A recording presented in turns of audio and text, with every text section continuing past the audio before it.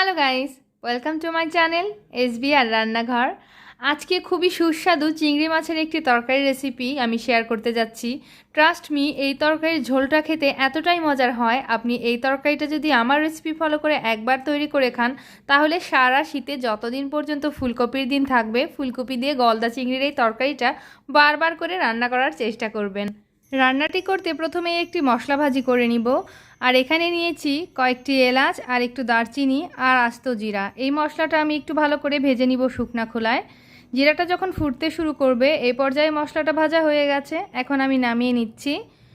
আর এখন এই কড়াইতেই পর্যাপ্ত পরিমাণ সরষের তেল গরম করে নিচ্ছি আমি। আর আজকের রান্নাটা আমি সরষের তেলেই করছি, তো চাইলে সয়াবিন তেল দিয়েও করা যাবে, কোনো সমস্যা নেই। আজকে আমার মনে হলো আমি একটু সরষের তেলের রান্না খাবো, তাই এইভাবে করছি। তো তেলটা গরম করে নিয়ে এর মধ্যে লবণ হলুদ মাখিয়ে নেওয়া গলদা চিংড়ি মাছগুলো দিয়ে দিলাম।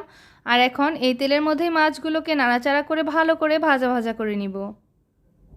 মাছগুলো বেশ ভালো করেই ভেজেছি এপিট ওপিট করে। যখন একটু কালার এসে গেছে তখন এগুলোকে নামিয়ে নিচ্ছি। আর যেহেতু সরষের তেল দিয়ে রান্না করছি তাই অনেকটা ফ্যানায় ভরে গেছে। মাছ ভাজা উঠে নিচ্ছি।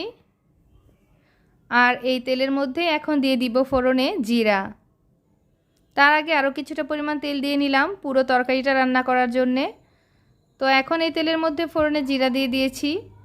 আর এখন এই জিরার ফোড়নটাকে ভালো করে নাড়াচাড়া করে ভেজে নিয়েছি। ভাজা হয়ে গেলে আগে থেকে কেটে ধুয়ে রাখা ফুলকপি আলু বেগুন দিয়ে দিলাম।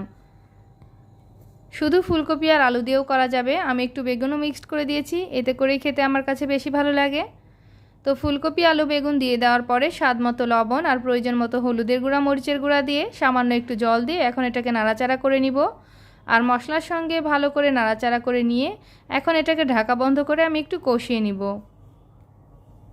ঢাকা বন্ধ করে দিয়ে দিলাম। এখন এটাকে মোটামুটি 3 থেকে 4 মিনিট কষিয়ে নিয়েছি। 3 থেকে 4 মিনিট কষিয়ে নেওয়ার পরে এখন ঢাকনাটা খুলে নিলাম। এখন কিন্তু আমার সবজিগুলো ভালো মতনই সেদ্ধ হয়ে গেছে। হয়তো ফুলকপির ডাঁটাটা একটু শক্ত রয়েছে, এটা পুরো তরকারির সঙ্গে রান্না হতে হতে একেবারেই সুন্দর নরম হয়ে যাবে। তো এখন পর্যাপ্ত পরিমাণ ঝোল দিয়ে দিলাম। আর ঝোলটাকে এখন ভালো করে টকবগে ফুটিয়ে নিব। ঝোলটা যখন খুব ভালো করে ফুটে গেছে এই পর্যায়ে এখন আমি ভেজে রাখা মাছগুলো দিয়ে দিব।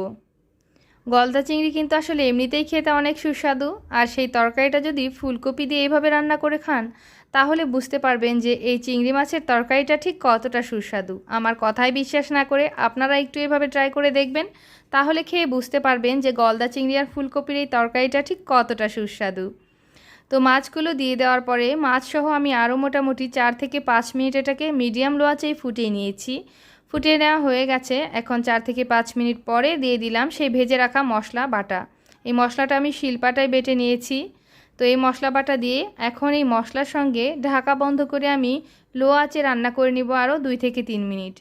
2 থেকে 3 মিনিট রান্না করে নিয়েছি লো আঁচে। এখন ঢাকনাটা খুলে নিলাম। আর তরকারির লুকটা কি দারুণ এসেছে দেখতে পাচ্ছেন।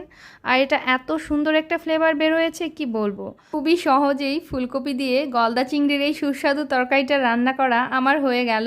এখন গ্যাস অফ করে দিচ্ছি। আপনাদের বাসায় গেস্ট আসলেও আপনারা ঝটপট কিন্তু এই রেসিপিটা তৈরি করে গেস্টদের খাওয়াতে পারবেন, দেখবেন আপনার রান্নার প্রশংসা না করেই পারবে না।